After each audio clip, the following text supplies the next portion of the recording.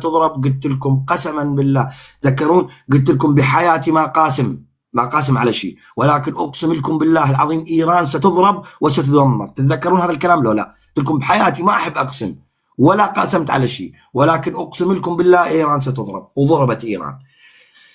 وفي نفس الوقت قلت لكم انه ايران ستضرب، ومفاجاه للعالم كلياته، مفاجاه. حتى قلت لكم مفاجاه للعالم كلياته، راح تصحى العالم تنام، تقعد الصبح العالم ايران مضروبه. وهذا اللي صار الجمعه الماضيه، العالم نامت ماكو شيء، قعدوا الصبح ايران مضروبه. وقلت لكم في نفس الوقت راح تضرب ايران اثناء المفاوضات، وتنصدمون انتم وتقولون ايران جاي تفاوض ليش انضربت؟ ونفس الكلام، ايران اثناء المفاوضات تنضربها من قبل الكيان.